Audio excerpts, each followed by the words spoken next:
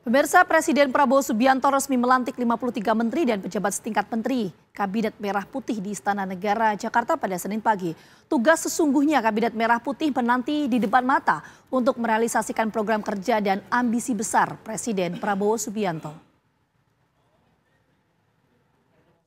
Bagi saudara-saudara yang beragama Islam, Presiden Republik Indonesia Prabowo Subianto resmi melantik 48 menteri dan 5 pejabat setingkat menteri dalam susunan Kabinet Merah Putih di Istana Negara Jakarta Senin pagi. Usai pembacaan keputusan Presiden beserta nama-nama yang dilantik dan jabatannya, Presiden Prabowo Subianto kemudian membacakan sumpah jabatan yang diikuti oleh seluruh menteri di Kabinet Merah Putih. dengan sebaik-baiknya, harap mengikuti dan mengulangi kata-kata saya. Bahwa saya akan setia kepada Undang-Undang Dasar Negara Republik Indonesia Undang-Undang Dasar Negara Republik Indonesia tahun 1945 serta akan menjalankan segala peraturan perundang-undangan dengan seluruh-seluruhnya demi dharma bakti saya kepada bangsa dan negara. Bahwa saya dalam menjalankan tugas jabatan akan menjunjung tinggi etika jabatan. Bekerja dengan sebaik-baiknya. Dengan penuh rasa tanggung jawab. Setelah melantik para menterinya, Presiden Prabowo dan Wakil Presiden Gibran Rakabuming Raka melakukan foto bersama para menteri Kabinet Merah Putih.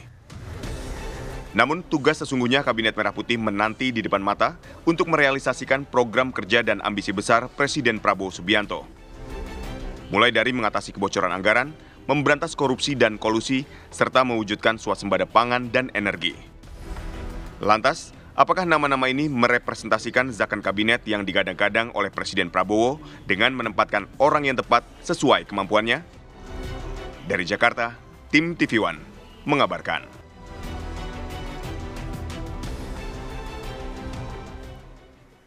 Pemirsa, Presiden Prabowo Subianto telah melantik 48 menteri dan 5 kepala badan pilihannya untuk bergabung ke dalam Kabinet Merah Putih. Adapun tugas dari para menteri ini mewujudkan program kerja serta ambisi besar Prabowo Subianto bagi Indonesia. Antara lain memberantas korupsi dan kolusi, mencegah kebocoran anggaran, serta menciptakan swasembada pangan dan energi.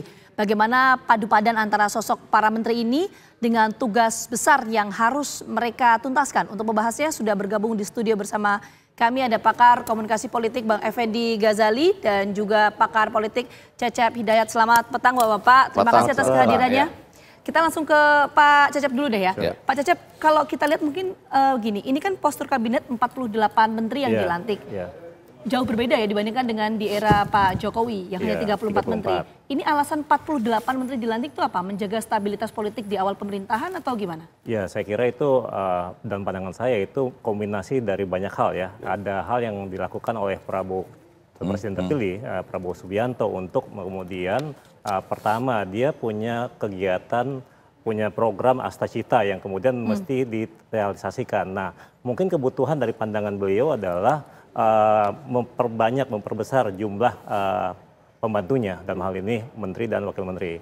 Kemudian harapannya dengan mereka bisa terbentuk ya, bisa semakin cepat terrealisasi programnya. Tapi pada sisi yang lain sebenarnya ada tantangan ya. Pertama, kenapa? Dengan banyaknya kementerian, apalagi kemudian tiap kementerian ada wakil menteri lebih dari satu juga, ini menyulitkan misalnya untuk sinergi. Ya, bagaimana kemudian koordinasi yang dilakukan? Ini tantangan buat seorang Presiden Prabowo ya. Kemudian yang kedua ada masalah inefisiensi sebenarnya ya. Ya, bagaimana kemudian ini dampaknya ke budget ya, ke anggaran baik di kementerian-kementerian. Dan itu semua hanya bisa efektif ya kalau Prabowo bisa misalnya mengkombinasikan itu. Nah, tapi kemudian kita lihat juga kalau memang itu benar membantunya untuk merealisasikan Astacitanya, lihat kapabilitasnya. Kan dia bilang di awal ingin membentuk zakon kabinet. Nah, kemudian kita bisa lihat sebenarnya rekam jejak dari menteri-menteri yang telah ditunjuk oleh beliau ya. apakah memang sesuai dengan kompetensinya gitu, atau memang dalam rangka mengakomodasi kelompok-kelompok yang telah mendukung pemenangan beliau. Tapi gitu. untuk stabilitas politik gimana? Ya, 48 itu tadi. Ya akhirnya kalau untuk stabilitas memang akan relatif terjaga ya. Karena apa? Karena kan yang di luar pemerintahan saya kira menyisakan PDI Perjuangan dan Nasdem ya. Selebihnya kelompok partai udah hampir 70% lah kira-kira di parlemen. Plus misalnya relawannya dan juga ormas dan seterusnya ya. Idealnya sih bisa terjaga memang. Baik. Kita ke Bang Ege. Bang Ege, ini kan besar ya, 53 menteri beserta pejabat setingkat menteri dan 56 wakil menteri. Nah, apakah ini sudah the right man on the right place, orang yang tepat di posisi yang tepat menurut Bang Ege untuk mewujudkan cita-cita dan ambisi besar dari seorang Prabowo Subianto? Adit, Vita, para pemirsa, saya kemarin itu sepenuh hari nggak ke stasiun televisi dulu. Menikmati betul itu tayangan dan kemudian mencoba menjawab pertanyaan itu. Yang pertama, pasti kita akan bilang, berikanlah benefit of the doubts. Jadi artinya ya oke lah kita berikan dan coba kita pahami kenapa sampai begitu. Nah yang kedua betul ya saya sarikan pidato pelantikan itu ada 23 unsur penting dan karena itu harus dijawab. Cuma pertanyaan yang ketiga tadi apakah menjawabnya harus dengan kabinet yang sebesar itu? Saya pernah di sini waktu itu menyampaikan sama-sama ya sama Adit juga waktu itu. Tapi itu nggak ngebayangkan bahwa jumlahnya akan jadi berapa sekarang? Jadi total 109. 109 ya. Betul. 48 tambah 7 gitu ya tambah 5. 48 itu 1 tambah 7 tambah 5 tambah 56 gitu ya. Nah kan jadi 3 kelompok. Satu memang bagi yang berkeringat tim sukses. Anda bisa sebut satu demi satu tuh yang ada di situ. Yang kedua memang bagian keberlanjutan dari Pak Joko Widodo. Yang 1 sama 2 ini bisa overlapping nih. Yang ketiga itu profesional. Yang disebut Zaken itu. Harusnya dia juga bisa overlapping dengan 1, 2, dan 3. Kalau yang keempat suratan tangan lah, udah nasib lah ya. Kadang-kadang ini kenapa dia bisa ada ya? Oh nasibnya dia bagus, kurang lebih begitulah.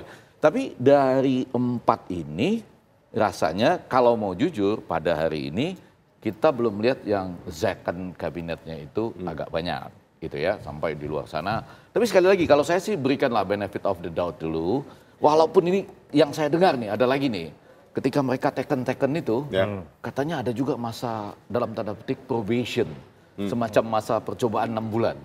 Jadi siap loh kalau 6 bulan nggak berhasil, Anda hitung aja Oktober, November, Desember, Januari, Februari, Maret, April, itu nanti Anda memang dengan sukarela meninggalkan kabinet ini. Akan di reshuffle gitu maksudnya? Iya. Jadi nggak 100 hari, tapi probationnya kurang lebih 6 bulan. Ini teknik modern juga. Saya nggak pernah dengar tuh ada masa uji coba buat untuk menteri ya. Tapi kalau betul ini terjadi, paling tidak disampaikan bahwa ini pembekalannya, lalu Anda lakukan dan ini akibatnya.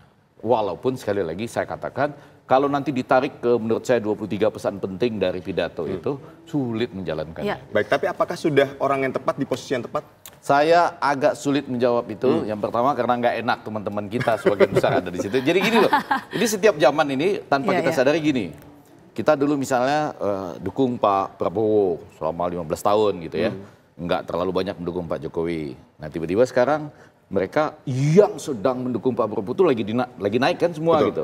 Ada beberapa yang overlapping dengan pendukung Pak Jokowi juga karena kebetulan keberlanjutan. Nah itu kan teman-teman kita jadinya gitu. Jadi saya itu belum berani menyatakan apakah orang tepat atau tidak. Kita sama-sama menilainya dari profesionalisme. Profesionalisme itu 2, diakui oleh asosiasi profesinya dan kemudian sudah ada track recordnya. Misalnya dia pernah bekerja di bidang itu, pengalamannya, gagasannya atau idenya. Itu kan basis dari Zaken itu gitu. Kita nilai dari itu aja, yang 2 itu. Tapi tertarik saya dengan pernyataan Bang Ege yang menyampaikan bahwa ini ada di selama 6 bulan akan ada audisi, bukan audisi ya, tapi apa? Probation untuk para itu menteri ini. Saya dengar tentang hal itu belum tentu benar, tapi makanya saya mau dalami dulu. Para menteri yang di probation ini, apakah menteri di pos-pos tertentu, pos-pos strategis misalnya Triumvirat, kita sebut misalnya di posisi Menhan, Menlu, Mendagri, atau seperti apa? Atau di luar itu? Agak sulit saya menyatakan atau menjawab itu, walaupun dalam hati saya sepertinya tidak. Karena apa? Tidak di Triumvirat itu ya? Iya, karena Anda lihat apa? Begitu banyak tokoh-tokoh yang kita seakan-akan, oh ya udah selamat jalan Pak. Kita nih ya, tadi malam tuh berpikir, wah selamat jalan Pak, terima kasih Bapak sudah bekerja, karya Bapak begitu besar, peranan Bapak super menteri selama ini. Jadi Dewan Ekonomi Nasional lagi misalnya. Jadi artinya cepat itu. nggak terlalu lama pisahnya gitu. Cepat masih dibutuhkan. Jadi apakah ini akan berlaku bagi mereka seakan-akan ini? Menurut saya reshuffle yang pertama ini tidak akan membuat mereka yang merupakan tokoh utama dalam kabinet Pak Jokowi ataupun ketua umum partai akan terlempar. Paling jauh penyesuaian, pindah-pindah positioning. Ya. Karena ini bedah kabinet, kita mau mulai dari Menko dulu. Nah, kita lihat ada 7 Menko di sini kan. Kalau misalnya kita lihat 7 Menko ini menurut Pak Cecep seperti apa? Ya, saya kira pertama ada pemekaran ya dari sebelumnya 4 atau 5 menjadi 7 ya. Betul. Nah, kemudian ini pertama saya kira untuk mengakomodasi ya partai-partai utamanya ya, partai-partai politik yang telah mendukung presiden terpilih. Di situ kan ada ketum dari sebelumnya ya, ketum Golkar, kemudian ketum PKB, kemudian ketum Demokrat dan seterusnya lah. Sekarang yang ada ketum PKB, ketum Demokrat ya. Betul. Di dalamnya, ya. Dan ketum Golkar. Udah enggak. Betul. Sekarang udah Bahlil ya. Tapi orang yang dianggap berjasa lah dalam menangani. Berjasa, betul. Nah, itu. Nah, kemudian yang kedua, ini kan kalau dilihat dari spesifik tuh ada yang masalah politik hukum dan politik keamanan dan hukum ya, hukum dan imigrasi. Nah, memang ada kesan memang Prabowo ingin lebih spesifik ya.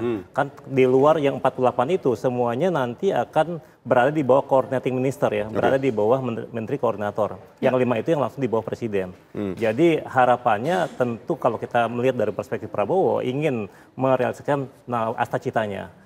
Kemudian selanjutnya ada beberapa menteri juga yang masalah infrastruktur, masalah masyarakat dan seterusnya.